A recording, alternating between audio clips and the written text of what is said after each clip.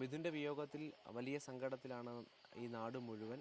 ഇപ്പോൾ വലിയപാടം എന്നാണ് സ്ഥലത്തിൻ്റെ പേര്. അപ്പോൾ ഈ വലിയപാടത്ത് മിഥുനെ പഠിപ്പിച്ചിരുന്ന, കുട്ടിക്കാലത്ത് ട്യൂഷൻ പഠിപ്പിച്ചിരുന്ന തൊട്ട് അയൽവക്കത്തെ വീട്ടിലെ ചേച്ചി നമ്മോടൊപ്പം ചേരുന്നുണ്ട്.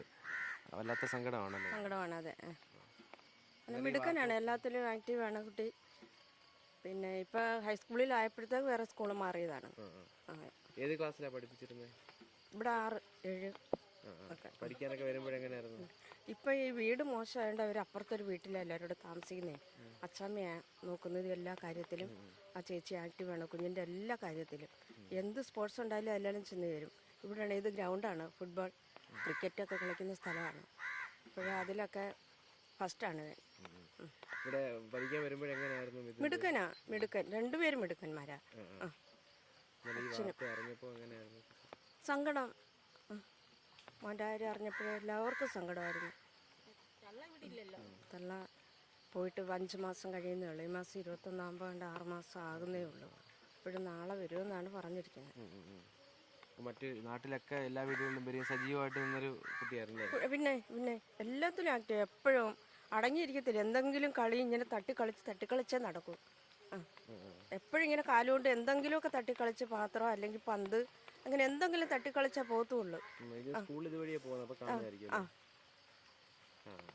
പണ്ട് പഠിപ്പിച്ചിരുന്നു. എന്തായാലും ആ സ്കൂളിലെ ആ ഒരു സംഭവം കണ്ടപ്പം എന്താ തോന്നുന്നു? കാരണം പേടി തോന്നുന്നു. ആ ഊഞ്ഞാല് പോലെ കമ്പി കിടക്കുന്നുണ്ട്, ലൈൻ കമ്പി കിടക്കുന്നുണ്ടപ്പോൾ ശരിക്കും നല്ലതുപോലെ മനസ്സിൽ തട്ടുന്ന ഒരു വേദനയത്.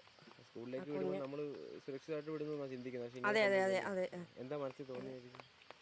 വളരെ സങ്കടം തോന്നി. അതെ, പിന്നെ ഭയങ്കരമായിട്ടുള്ള ഒരു പേടി തോന്നി. ആ കമ്പി അങ്ങനെ കിടക്കുന്നുണ്ടപ്പോൾ ശരിക്കും ഒരു വല്ലാത്തൊരു സങ്കടം വന്നത് തന്നെയല്ല. പിന്നീട് ആ കുഞ്ഞ് പിടിച്ച് വീഴുന്നതും ഒക്കെ കണ്ടപ്പോഴേ വല്ലാത്ത ഒരു സങ്കടം തോന്നിപ്പോയി. ഭയങ്കരമായിപ്പോയി. പല രീതിയിലുള്ള പ്രതികരണങ്ങളും വരുന്നുണ്ടല്ലോ. ഉണ്ട്. അത് മോശം. മന്ത്രി ഇന്നലെ അങ്ങനെ സംസാരിച്ചു തന്നെ മോശം. അതെ. കുട്ടികളുടെ ഭാഗത്തുനിന്നല്ല, സ്കൂൾ അധികൃതരുടെ പ്രശ്നം തന്നെ. അതെ അതെ, തീർച്ചയായും. നാടാകെ ആ ഒരു ഞെട്ടലാണോ? അതെ. പിന്നെ വീട്ടിൽ പോയിരുന്നോ? പോയി. ഇന്നലെ 5-6 പ്രാവശ്യം പോയി. ഞങ്ങൾ 10-10:30 കഴിഞ്ഞോട് വന്നേ. ആശ്വസിപ്പിക്കാൻ ബുദ്ധിമുട്ടായിരിക്കും. അതെ. ഇപ്പം ഞങ്ങൾക്ക് വേറൊരു മരണം അറിഞ്ഞാൽ മൈനാപ്പള്ളിയിൽ ഇനി അങ്ങോട്ട് പോവുകയാണ്. പോയിട്ട് വീണ്ടും ഇങ്ങോട്ട് വരണം. പഠിപ്പിച്ച പഴയ കാര്യങ്ങളൊക്കെ ആലോചിക്കുമ്പോൾ സങ്കടം തോന്നുന്നുണ്ട്. കുട്ടികളെല്ലാം ഇവിടുത്തെ കൊച്ചും കേട്ട് നിലവിളിയായിരുന്നു. ഇന്നലെ സ്കൂളിൽ നിന്ന് വിളിച്ചുകൊണ്ട് വന്ന് ഭയങ്കര നിലവിളിയായിരുന്നു.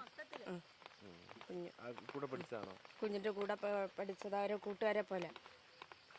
തള്ളയും കൂടി ഇല്ലാത്തതുകൊണ്ട് കൊച്ചെന്ത് കിട്ടിയാലും അതിനും വെച്ചിരുന്ന് കൊടുക്കും. അതല്ല കുഞ്ഞ്. അപ്പോൾ അത് തന്നെയാണ്. കാരണം ഓരോ മനുഷ്യനും മിഥുനുമായി ചേർന്ന് നിൽക്കുന്ന ഓർമ്മകളുണ്ട്. ഇനിയും ചെയ്തു തീർക്കാനുണ്ടായിരുന്ന ആഗ്രഹങ്ങളും കാര്യങ്ങളും ഒക്കെ ഉണ്ടായിരുന്നു. തൊട്ടു പിന്നിൽ കാണുന്നത് ഫുട്ബോൾ ഗ്രൗണ്ടാണ്. മിഥുൻ സ്ഥിരമായി കളിക്കാൻ വരുന്ന ഗ്രൗണ്ടാണ്. അങ്ങനെ ഈ നാടുമായി ബന്ധപ്പെട്ട് അവൻ സ്ഥിരം നടന്നു പോകാറുള്ള വഴി, കളിക്കാൻ വരാറുള്ള കാര്യങ്ങൾ, അവിടെ പങ്കുവെച്ച സ്വപ്നങ്ങളും ആഗ്രഹങ്ങളും, ഇതൊക്കെയാണിപ്പോൾ എന്തായാലും പാതി വഴിയിൽ ഇങ്ങനെ വല്ലാതെ നിശ്ചലമായിരിക്കുന്നത്. അങ്ങനെ നിശ്ചലമാകരുതായിരുന്നു എന്നാണ് നാട്ടുകാർ ഓരോരുത്തരും പറയുന്നത്. ഇപ്പോൾ നമ്മൾ പ്രത്യേകിച്ച് ടീച്ചർ പറഞ്ഞതുപോലും അത് തന്നെയാണ്. രാകേഷിനൊപ്പം രാഹുൽ ജി നാഥ്, മാതൃഭൂമി ന്യൂസ്, തിരുവനന്തപുരം.